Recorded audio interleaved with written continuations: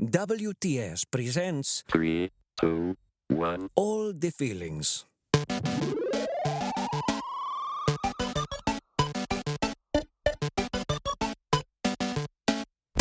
This episode. Stress. Oh, we got a barn burner today. Are you heated up, Pete? Because this one that we're doing, first and foremost, my name is Tommy Metz III. Who are you? I'm Pete Wright. Pete Wright, and this is WTS Presents All the Feelings, where we do a deep dive, sort of, about a feeling or emotion sometimes, and it's all completely, perfectly planned out, and nothing ever goes off the rails. And if I seem maybe a little keyed up right now, it's because our topic this week is, well, Pete, why don't you tell them? Because maybe it's something that a couple of our listeners can relate to. Pete, what's this week's topic? And how. Our topic this week is stress. Stress, noun, a state of mental or emotional strain or tension resulting from adverse or very demanding circumstances. Even the robot sounded stressed out just now. Yeah, the robot is stressed Robot, out. go take That's a nap. the truth. The robot is actually going strike because of strike. Yeah, The robot's his union. the robot has a picket signs and it just has more batteries. Okay, anyways. What's your relationship with stress, Tommy? Ooh. I know we've talked once or twice about anxiety before on this podcast or on the earlier version of this podcast. Sometimes, especially when I get stressed or anxious, I have trouble pulling things apart and knowing what I'm feeling what. And so sometimes I just pile it all under anxiety, but I'm getting better through talking to, like, Bonnie, shout out to Bonnie, my therapist, Yeah. figuring out, well, that's not just all anxiety. Some of that's anxiety, some of that's anticipatory, some is dread, and some of that is stress. That you're not really worried about it. It just feels like there's a lot in different directions all at once. So I'm trying to get better at not just saying, I'm always anxious, and instead be like, no, I just have too much going on sometimes. I feel overwhelmed. Can be different than anxious. And so, I definitely I think that's really accurate. I think stress is a huge part of life and way too much a part of everyone's life. I've never met anyone that's like, what's stress like? It's that guy from college that goes, smile. It's him. He doesn't know what stress is. Yeah, remember? Just immediately before you punch him in the neck. Yes, exactly. Do you feel like it's changed your relationship with stress? Maybe as you've aged, but maybe as just time passes? That's interesting. I know that my understanding or attempt to understand it has definitely changed in the way that back in the day, we didn't used to talk about stress. We had fainting couches and smelling salts, but like it's not within our lifetimes, but it's been fairly recent that scientists really started talking about stress, thinking about stress, and having it be part of your life framework, your type of personality, the big thing to try to avoid. And so I think I'm just much more aware of it. And I have a word to call it now. I know I just said that I throw everything into one big anxiety bucket, but I've definitely am able to know better when I'm stressed and wondering, like, why am I sweating and having diarrhea all the time? Why am I having the scream fits? And it's because of stress.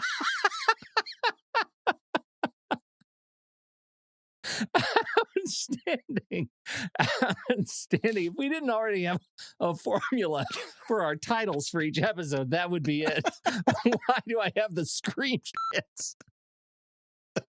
Well, Tom, you have offered me a perfect segue into something that I wanted to talk to you about, because one of the things that I'm most interested in relation to stress right now, at the age that I am right now, with the workload that I have right now and the family that I have right now, is what are the impacts of stress, and I'll say chronic stress, on the body, right? On my systems, right?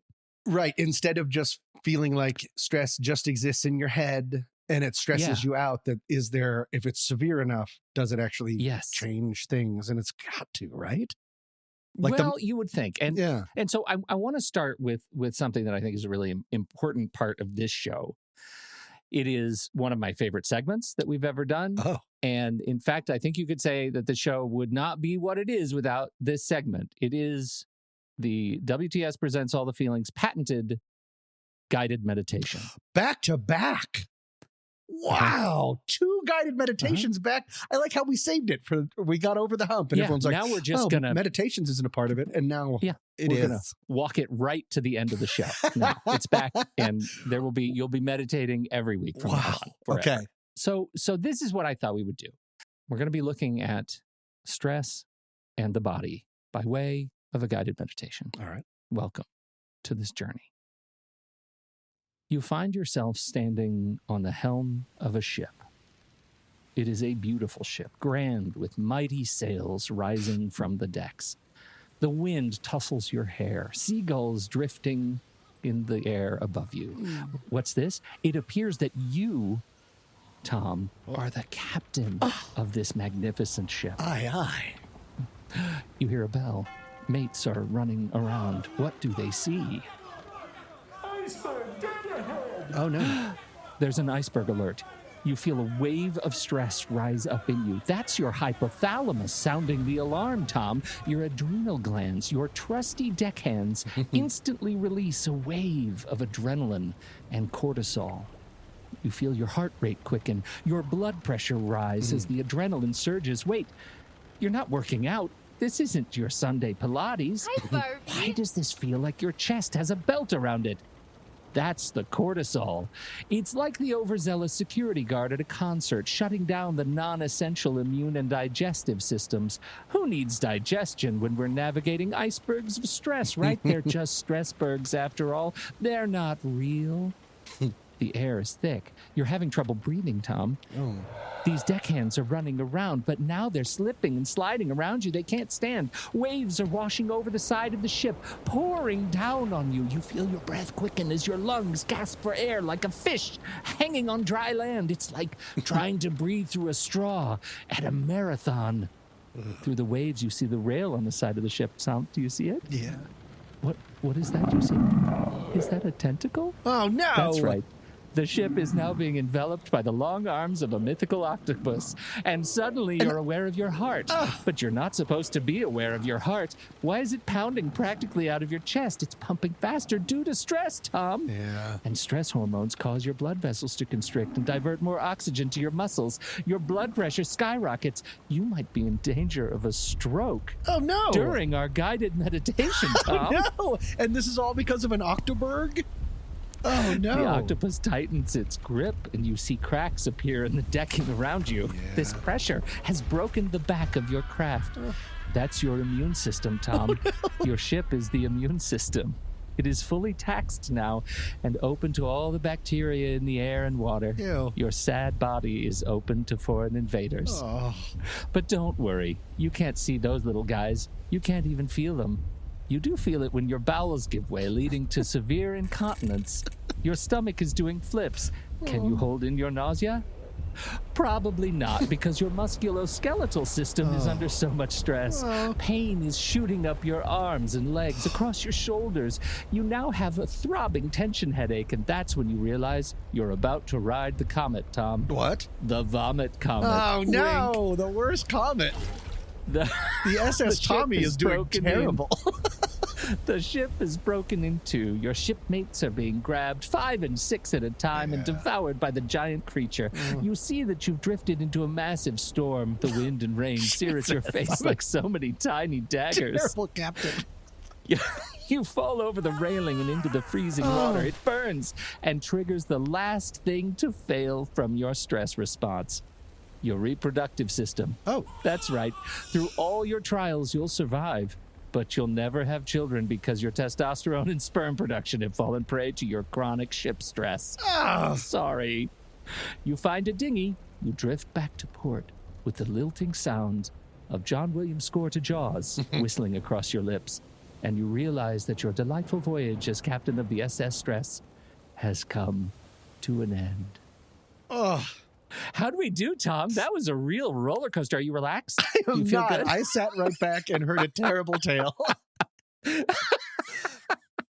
Look, here's why I did that stupid thing. That's so stupid. I loved it. But Did you? I'm glad. Of course. You are an audience of one. So the thing is, I had not thought about the massive variety of things that fail when you live with chronic stress. You hear things, you hear rumors on the wind, the little voices in the corner that things are going to start breaking. But when you start looking at the major systems in your body that start breaking down when you live under stress, it gets, I'm not going to lie, stressful. Right. Well, because how much of that, and if this is not the correct question, then feel free to omit it and stop the podcast and never talk to me again. Okay. But how much of that was my body just going through different levels of triage? Like, we got to shut this down because all hands on deck. We got to do this because this is happening. We got to divert all, or is it just things, it started as triage and then just started to get overwhelmed? Is that when the ship really started breaking? It just can't. That's how I got it. That's how I understand it. And I might be completely wrong because that's our promise. But my understanding is what starts is, and this goes back to that question we love so much, the evolutionary response. Right. Why is stress useful? Because it sets us up for response to negative, environmental challenges. Right. The first thing that happened was my blood started pumping and my heart started going because now I can spring into action and punch a brontosaurus in the face. Yes, exactly. It's that saber-toothed tiger right there. Right. And that's all very good. You need the adrenaline and the cortisol, and you need all those non-emergency functions of your body to shut down. Right. Cortisol's job is shut that down and respond to that saber-toothed tiger right there. That's the triage part. Right. Exactly. But we have no brontosauri or saber-toothed tiger. And so now all we have is these chemicals coursing through our body, making our heart beat faster, stressing out our vascular system, our respiratory system, and breaking it down at an artificially rapid rate. And a brontosaurus attack, with all due respect to brontosaurus attacks, is probably pretty rapid compared to, I'm stressed, I have all of this work due 3 days from now. That our bodies aren't set up to be so sustained in that arousal state. Also, and this is just from the Department of Corrections, it's just in, brontosauruses are vegetarians, as far as I know. And so that's what makes it so stressful. You look so Why is good. It rogue brontosaurus? Why is it rogue brontosaurus going to eat me? I'm meat. Why is the day today I wore my leaf suit that I worked so hard on? Oh, I picked the one damn dinosaur. Oh, well. Okay, I get it. Okay. So that's the piece that I always feel like I knew, right? Your blood pressure goes up, all those chemicals. And so beyond your nervous system and your respiratory and cardiovascular system, the fact that it breaks down your immune system, that short-term stress can boost the immune system, but that window to when the stress starts having a significant negative impact is actually pretty shallow. It slows down wound healing. So if you injure yourself, your immune system can't respond as quickly. It reduces your response to vaccines. If you get a vaccine and you're stressed, your body can't adapt to the vaccine and make it as effective. Makes you more susceptible to infections if you're living in the state of chronic stress. I'd never considered that. What is that? Right. Why do I even bother? Anyway, your digestive system, I think it's really funny that you led with having bowel problems and that stress affects your digestion. It leads to nausea and vomiting and constant diarrhea. I mean, constant unstoppable diarrhea. It exacerbates pre-existing conditions like IBS and gastroesophageal reflux disease. You're a real GERD head, if you know what I mean. Yep. And finally, the big three, the endocrine system.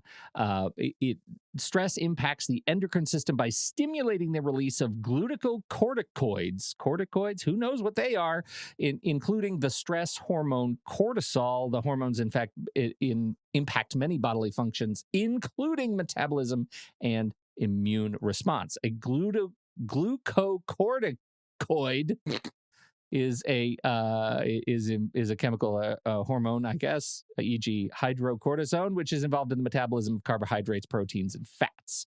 So all of those things stress out your metabolism. And of course, we feel the pain of stress. Muscles are tight, bones ache. And then, of course, reproductive system is impacted. If you're under chronic stress, you very well might not be in childbearing mood, if Right. you know what I mean. I would like to point out one thing that I'm just remembering from the guided meditation. I fell in the water. I lost my dinghy, but then found another dinghy. All right. There's so many dinghies. So many dinghies. So then, because when you asked me, what is my relationship with stress? In no way am I thinking about stressful situations like a dinosaur attack or running for my life. I'm talking about deadlines. I'm talking about very human, much more boring or mundane things that drive me up a wall. It feels like with that in mind, we're being really betrayed by a system that is reacting to something that it needs to update. We need a software update because we shouldn't be having all of those physical horribleness when it's really just like, oops, I sent an email out too early. Yeah. 100%. And that's what bugs me so much about this whole thing, that I'm responding to a deadline like I'm about to be eaten by a brontosaurus, right? Like, a hypocritical brontosaurus. A hypocritical brontosaurus. And that's the thing that I think is most frustrating about stress. And that's the thing when I read the details about what happens during a stress response, and I think about the pain that I caused myself about missing a podcast production deadline, I think, what is going on in my life? Right. I've made bad choices. It really makes us seem like, I know we are, but it's another way to really be like, man, are we animals? Like we're just animals. Yeah. We pride ourselves so much on being on top of things. Laughter is the best medicine. We can control everything with our mind, but still we are slaves to so much stuff that is just beyond our control because we're both animals and machines. Huh? Ooh, Terminator animals. And the thing that I haven't really charted, I'm curious your take on when you started feeling stress in your life. Do you remember, like, were you a stressful young adult? College student? No, definitely teenager? Young adult. The first thing, the subtitle for this podcast is first thought, best thought. If I had my very first thought, it would be when I was young, and we've talked before about sports. Playing sports, whether it be gym, whether it be BJS, Boulder Junior Soccer. So that would have been 4th grade, and I was playing soccer even earlier than that. Team sports. When I was not great at it, but I knew it was coming, like I was already having problems the morning of, and then I'd get there and it was just I know it involves anxiety, but real stress, like cold sweats. My hands would shake. I mean, those can also be very stressful. So no, I would think that because I didn't have words like anxiety back then, and nor was society talking about it like it that much. And so I would have just, if I had the word stress, I would have said, oh, it's that. I'm stressed out because I really want to play a good game. And that's not what I was stressed out about. My body made it seem like I was fighting for my life. Right. Because the social aspect of it was so important. But it was, performative, right? Yep. It was performative stress, which is ridiculous. Yeah. I don't like it. I'm like, I don't think I've ever been mad at stress, but I feel like we should have some words. Yeah. Well, and I didn't even get to the most fun part in the actual guided meditation. Okay. It was a little bit long-winded, but now I'm going to tell you about the thing where it led me, when you talk about the physiological changes, the body living under chronic stress, we did not talk about the noggin, right? Okay. We didn't talk about what happens to not in your brain, but to your brain. Oh, we're still talking about physical things, not emotional. Yeah. Oh. It's just one more. Oh. Just one more. This is gonna give you, this is the thing of today. Like when you go back through your day and you do your daily diary entry, this is going to be the thing that prevents you from sleeping. Oh my God, I'm getting smarter. That's awesome. It actually reminds me when we talked about space some seasons ago, and I realized that I don't like space specifically because in zero gravity, your blood can't figure out which way to go, and it causes clots. Yeah, I still think about that. Like, that's still on my mind when I go to sleep. I'm worried that the space shuttle seatbelt's going to be too tight, and you're like, my blood took a wrong turn. Oh my God. Yeah. So this is that level for me. This is the thing. Your chronic stress can lead to, here it goes, shrinkage in the prefrontal cortex, the area of the brain responsible for self-control, decision-making, and emotion. This will directly impact executive functioning, such as planning, problem solving, and impulse control. Your brain shrinks, brah. Okay, first of all, that's horrible. That was a mic drop, brah. Right? I should stop. Yeah. No, it's good. Yeah, I mean, just a moment of silence for the bra, please. No, go ahead. Well, first of all, I'm angry. What the hell is the rest of the brain doing? But that seems like the one part that really you need, and you need when you're stressed. Yeah. It's like you're burning down the hospital. Like the one place that you need to fix all of those things gets taken out at the knees first. There's so many mixed metaphors, but you know what I mean. There's so many different parts of the brain too, like the hippocampus as a result of all this. The hippocampus, that's involved with memory and learning. That's a very important part of the brain, and chronic stress inhibits the formation of new neurons that in the hippocampus and cause it to shrink, which can lead to memory problems. Yay! Yeah. Also, it affects the levels of the chemicals that you need to do things in your life, like dopamine, serotonin, and norepinephrine, which play a role in mood regulation. Guess what you feel when you don't have enough of that stuff, Tom? Guess. I dare you. Does it start with an A or a D? It starts with a D and an A, Tom. Yeah. Depression and anxiety. Yep. Oh, God. Come on. And remember our old friend, the amygdala? Yep. The amygdala hijack. Yep. We talked about that a whole bunch. Oh, yeah. Chronic stress can make our friend, the amygdala, part of the brain involved in emotional processing and fear response, more active. Everything else shrinks. The amygdala gets just on fire. That's what you want when you're in an emergency. The first thing you should do is make all the alarms louder. Yes. And all of them are saber-tooth tiger shaped, right? Also, your car is a saber-tooth tiger, and buildings are saber-tooth tigers. Everything's a saber-tooth tiger. So all of these things are just awful. Wow. They're just awful, and lead to, serious cognitive decline and direct connections to Alzheimer's. Welcome to chronic stress. People, relax for crying out loud. We did it. We solved stress. Just isolate that one audio and have that be your ringtone of Pete screaming, relax. And you're all set.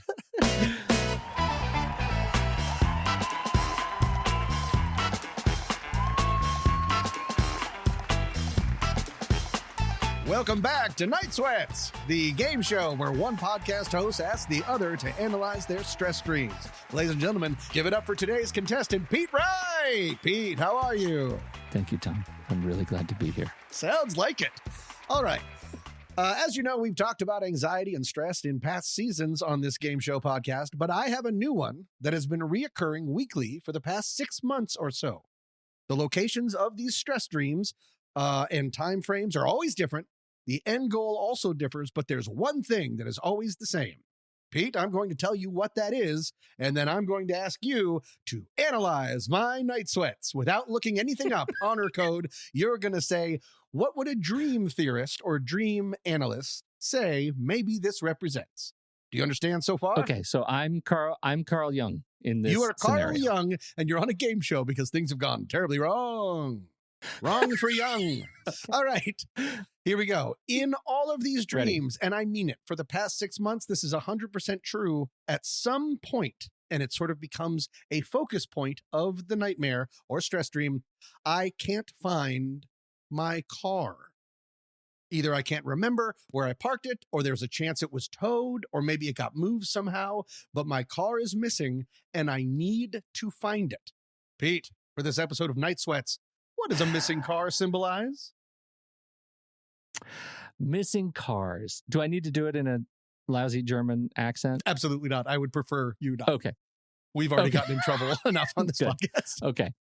I'm going to say, so what does a car represent? A car represents agency, authority, autonomy, and freedom. How about freedom? Loss of freedom. And how about... what do you use in a car? Use the radio. Stupid. See, steering wheel. Direction. Loss of direction. You're aimless. You don't know what you're doing with your life. I've been podcasting with you for years now, and I think that holds up.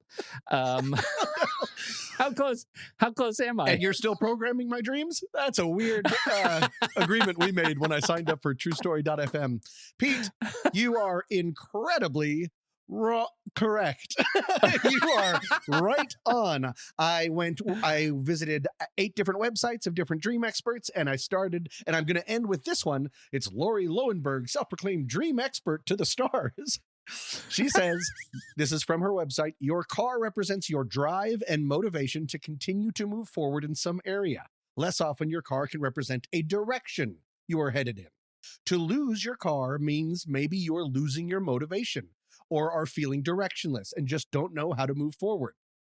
So Wow. you said loss of direction, you said movement, you said agency. Yes, the most common interpretation I found across the internet was just a feeling like something is keeping you from being able to move forward, or you want to move forward but don't know where to go. Another option, Pete, just involving me, in real life, in waking hours, I lose my car all the damn time. My phone photo roll, if you look at my phone roll, is absolutely full of pictures of street signs and parking garage numbers because I'm always in fear of losing my car. I have more pictures of signs saying like P6 than I do of my family. So it might also be that. But I like yours, and you've won this round of Night Sweat. See you next episode.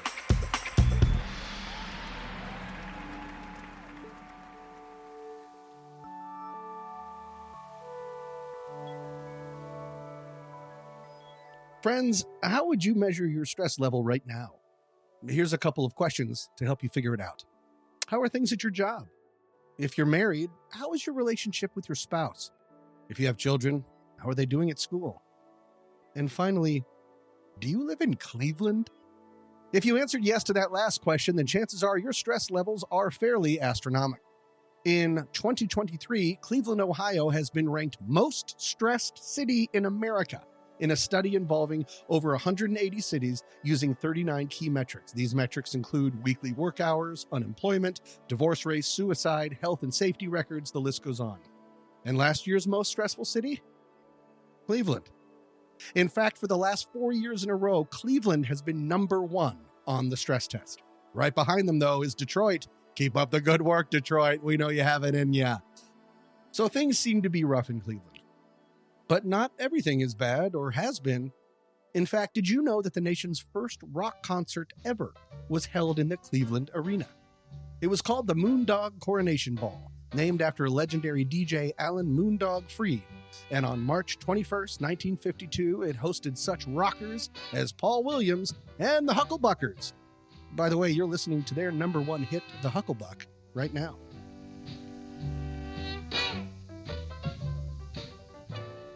But upon further review, even that joyful concert was, admittedly, a stressful experience. Due to a mixture of counterfeit tickets and an original printing error, way more tickets were sold for the event than there were available seats. As a result, by the time the concert started at 10 p.m., over 20,000 ticket holders showed up at the stadium, whose capacity was less than half of that. Realizing that they might not gain entrance, the crowds began screaming and banging on doors. At 9:30 p.m., the crowd broke through the arena doors and swarmed past the under-equipped ticket takers. Over 50 police officers and firefighters were called to the event. The acoustics in the arena were so poor and the crowd was so loud that it was difficult to hear the music. So the audience members began ripping down curtains and signs and basically becoming a riot.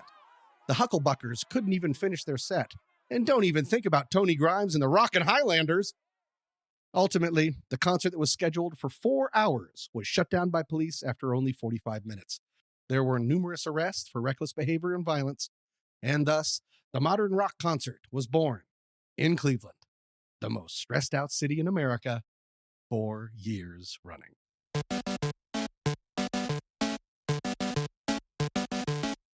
Want to be a part of the coolest event in town but don't know how to get a ticket? Why, just burst through the arena doors of allthefeelings.fun and become a feeling friend today.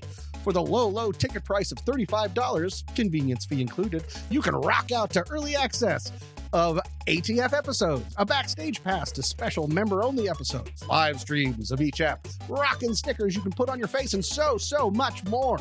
So grab your best dame or fella, hop in your jalopy, and head on over to allthefeelings.fun and get ready to feel all the feelings all night long. And now, back to the show.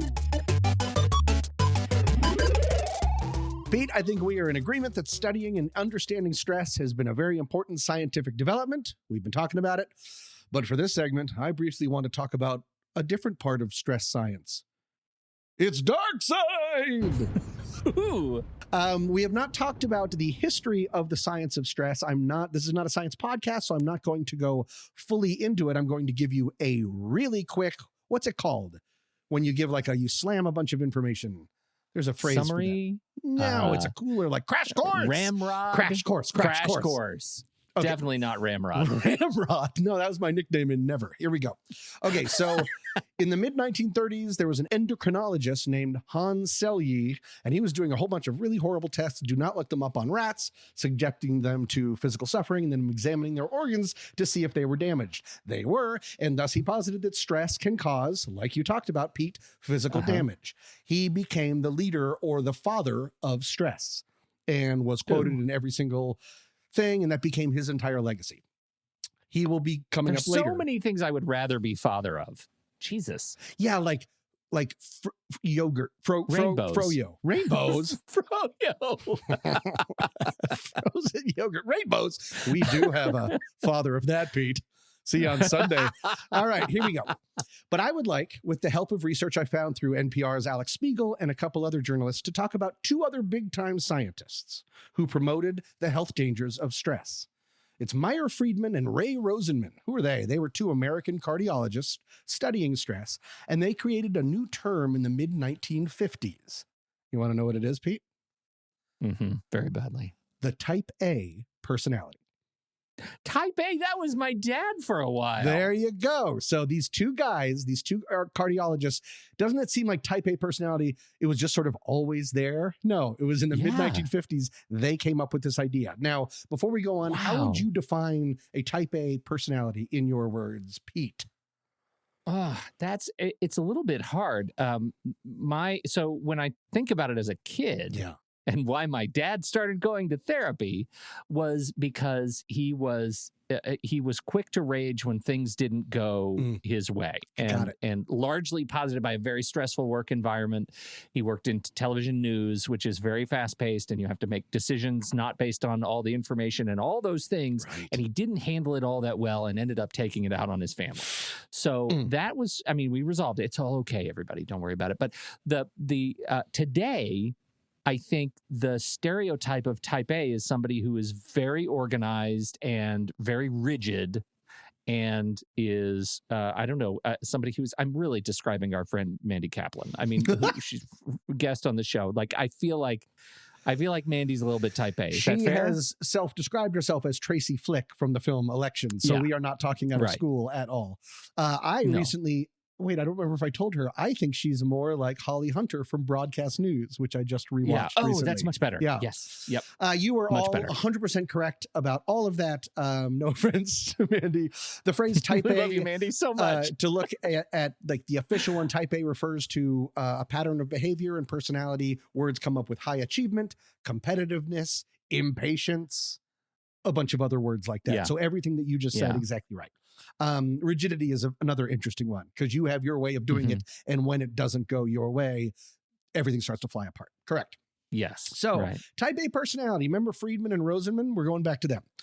What Friedman and Rosenman put forth was that essentially there was an entire class of Americans who lived lives so full of stress and pressure that their bodies were especially prone to disease, particularly heart attacks or cancer. And those doctors published a study that claimed that coronary disease rate for men with type A personality was twice as high as other men. And this idea exploded. It really lit a fire in America. And the type A personality, you didn't have to think about it. It's still talked about all over the place.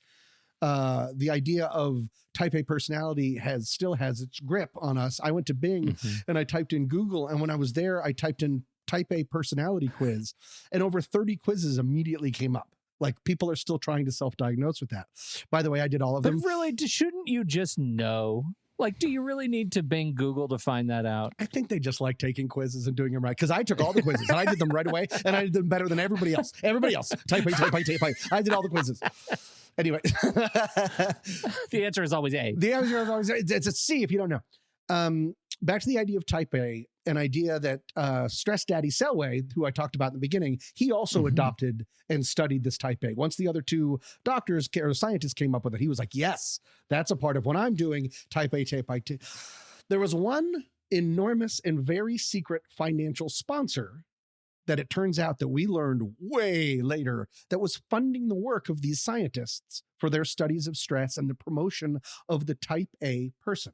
And this only came out way later because of a court case and the release of millions of secret documents. Can you possibly guess who that sponsor might be? Who would want more and more people to think that stress caused physical damage over other factors?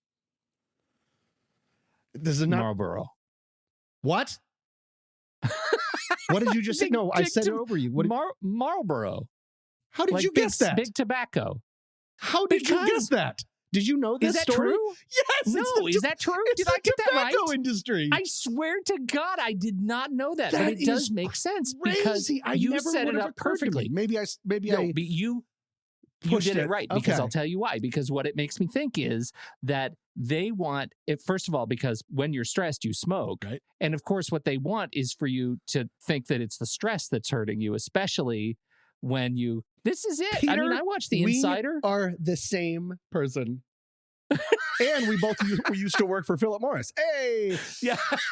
You're exactly right. As a part of their settlement in the 90s with the government, tobacco companies had to release archives of millions of documents, and tons of it show that cigarette makers wanted to promote the concept of stress because it allowed them, just like you said, to argue that it was stress, not cigarettes, that was causing heart disease and cancer. There are records showing, and I've read some of them, that the tobacco industry lawyers were going as far as to vet scientists' papers, quibbling over wording and suggesting what and what they should not push. And they did it because they were funding all of their studies, including Stress Daddy Selway that I talked about in the beginning. They were pouring money. You wonder, where did these scientists get all this money to put rats on a roof and like throw them off or whatever he was doing? It was terrible. Tobacco, tobacco, tobacco. And the tobacco industry turned this idea of type A into the real problem. And what was the answer? Cigarettes. Yeah. You're so stressed out, you've got to smoke. Of course, you're going to smoke. Pete, I have 3 things. I should have sent them to, no, 2 things. I vetted it. Here are 2 things. Where are you putting them? I'm texting them to you on your phone. I am present with my phone. Very, very hard to read, but I think I just need you to read the big text. Like, what is the basic thrust of these 2 ads? These would have come in the 1950s. Okay, so first of all, we have the this is a black and white, looks like a newspaper or magazine ad, and we have a couple sitting at the dentist, and the wife looks very cheery, and actually, maybe that's not cheery, maybe that's lascivious. The husband is, you can tell he's really stressed. She wants to get it on. He's not in the mood for it. They're at the dentist, and she's handing him a Lucky Strike. He's letting him pick up a cigarette at Lucky Strike. And the text says, "To anxiety, I bring relief. I'm your best friend. I'm your Lucky Strike. Because you I know am made only." Oh, you're going for it. Okay, go ahead. I'm going for it, man. I'm made only of the choice center leaves. The top leaves are better. No, I shouldn't. Don't do worry this. about I the really rest of can't it read because it's that not well. really about anxiety either. It's just about Try bragging me. about I'll never let you down. Right. It says. And he's at the dentist. That's what's Yeah. the jerkiest thing to do right before your dentist appointment? Smoke a cigarette and then breathe on a stranger for a while. And then just read the very top of the second one. Oh, yeah. No, now we have a guy who's, what is he doing? What is he Yeah, doing? I can't figure out. He's shoving some sort of metal into some sort of glass tube, and it looks like a job that never actually exists, and that might be why he's so tired and stressed out. Yeah. And it says, the headline says, "Fatigued? Get a lift with a Camel." Yeah, and look how happy he is with the Camel cigarettes. Yeah, Camel cigarettes. He's so happy. And it looks like this is filled with like testimonials. Yeah, of pilots and a woman. ingenues. I like that the woman's, there's a pilot, there's a doctor, and then the woman's career is a woman. Oh, I'm also here. Oh my Signed, God. woman. We have learned a lot and nothing. So to end the segment, even though the idea of type A being dangerous still has its hold in our imaginations, the original findings of Friedman and Rosenman have largely been undermined. That what you're talking about, Pete, in your whole part about how physically dangerous it can be, you were careful and correct to keep using the word chronic stress. We're Yes. talking about physically and emotionally an iceberg with tentacles. Exactly right. That is Yes. not what general everyday stress is like. There have been very few studies that have actually shown that type A behavior is a risk factor for illness, certainly not for coronary heart disease. There's actually a lot of study in science that if you want to look up on the internet, and we'll probably go over it a little bit in Pete's last segment, but how stress can be good for us. It makes us sharper, more resilient. We need a certain amount of stress in our lives. But no, instead, tobacco just used it to keep people smoking. Amazing. Oh, cigarette companies, Amazing. what can you do? Well, Tom, this is actually a really good pivot because the thing that I was looking up after we talked about brain shrinkage, do we need to remind each other of what brain shrinkage can do to you? That was the dinghy, right? That was the dinghy, yeah. Is what do we do about it? And Yeah. it turns out you're not going to find too many people who tell you, apart from big tobacco, that exercise is not a good idea for absolving stress. So I have a bit of a quiz. Can we do a quick quiz? Yeah. I have how many questions do I have here? I have 10 questions, and they're either true or false or multiple choice. And I think you're going to get every one of them right. And then we're going to go home and take a nap. So here we go. Okay. Number 1, exercise stimulates the production of endorphins, the body's natural painkillers and mood elevators. True. True. You're absolutely right, Tom. That's what it does. Question number 2, regular physical activity increases the levels of the body's stress hormones, such as adrenaline and cortisol. Boy, oh boy. True. I'm trying to make it a roller coaster. It's True. false. What? It's false. Wait, read it again. Reduces stress hormone levels. It reduces your stress hormone levels. What was the question? It increases the levels of stress hormones. Oh, I didn't listen True to the or question. false? I didn't listen to the I know question. you did not, because you should have gotten that exactly right. Okay, that one we'll do it another episode about that one. Go ahead. Excellent. Which of the following is not an immediate effect of exercise on stress? A, reduction in stress hormones. B, improved sleep. C, increased anxiety. Increased anxiety. Now I'm listening. You got that one right. See, I'm trying to trick you by just I appreciate making my tone I appreciate it. enthusiastic. Yep. So, number 4, regular exercise can lead to which of the following long-term effects? Improved mood, increased stress resilience, improved cognitive function. All of the above. All of the above. That's A, B, All of and the C. above. Pete. Look at all the good things that come out of this. It is recommended to get at least how many minutes of moderate aerobic activity or how many minutes of vigorous activity each week to combat stress effectively. That was neither yes or Well. no, true or false, or multiple choice. It wasn't. It was actual math. And Okay. when I say math, I mean just put a number in here. And so how many minutes do you think of moderate activity? And I'll ask you it this way. It's a How week? many minutes of moderate aerobic activity do you get each week? Oh, moderate. I get at least 5 to 6 hours a week. So that's 300 minutes Okay. of moderate aerobic activity. Would you think that you are above or below the recommendation from the Boffins? I would like, that seems kind of, I don't know. I'm going to say below. You are above, Tom. It is Yay! recommended to get at least 150 minutes of moderate Whoa! aerobic activity I'm a double or boy. 70, I know, or 75 minutes of vigorous activity each week to combat stress effectively. You should be living the damn dream, Tom, is what I'm saying. You forgot about all that calzone talk before. Which You of have the to say what following I'm doing types when of I'm not exercise? doing that exercising. Yeah, go ahead. This one's a slam dunk. I think you should get this one right. Which of the following types of exercise is not beneficial for reducing stress? Aerobic exercise, strength training, or couch surfing? Couch surfing. Hang 10. Yeah, I really tricked you. Yep. I really tricked you on that one. And so mind-body exercises such as yoga, Tai Chi, and Pilates can help you with which of the following? Increase body awareness, relaxation, lower stress levels, or all of the above, Tom? I like that you're getting your quizzes from Highlights magazine for children. Yeah. The answer is all of the Yeah. above. And I want to see The what answer is absolutely all of the above. Tinkertons are up to this week. You And Goofus and Gallant. This- That's a nice Highlights for children reference.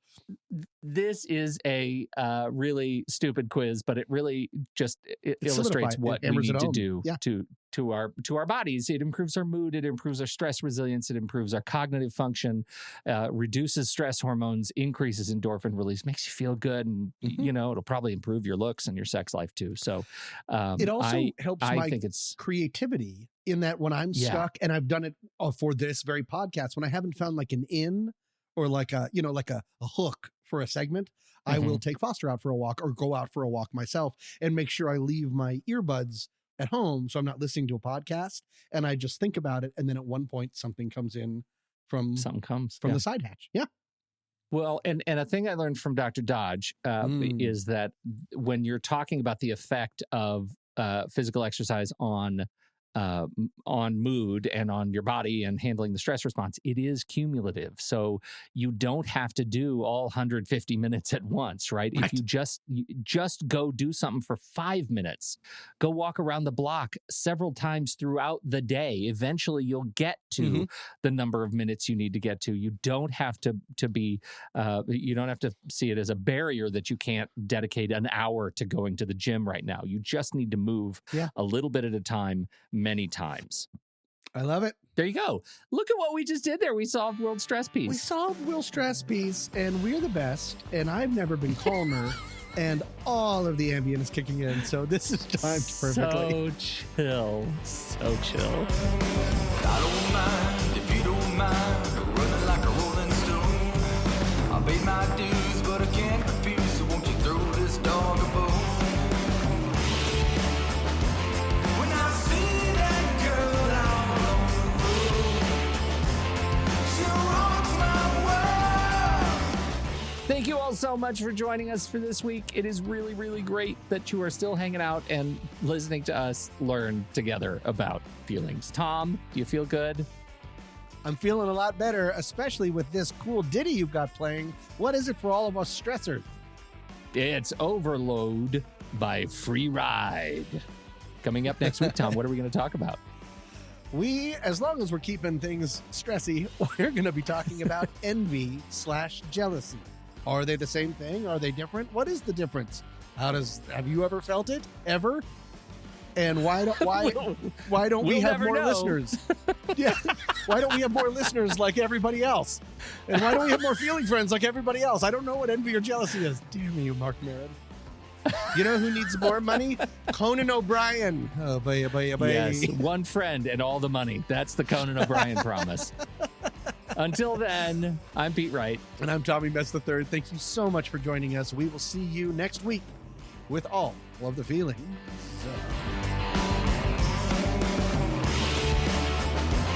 When I see that girl out on the road, she rocks my world, and I feel like I'm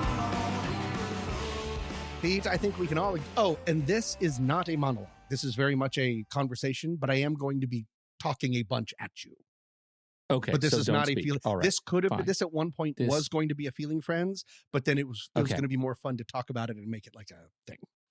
Got it? Okay, so don't talk. Just let you go. No, don't interrupt. Absolutely and not. Don't respond. That's exactly. I hear it. That's not what. It's totally fine. That's not what I'm saying. No stress for you. I'm just going to be here, a willing listener. No, do and a not recipient ever put yourself on mute. Nope. Of Pete, all your. Pete, Do you know what? Pete. You start. I'm going to run to the kitchen. No, Pete. No. Oh my God. No. Now is not the time for that souffle, Pete. Pete. Okay. Okay. Go.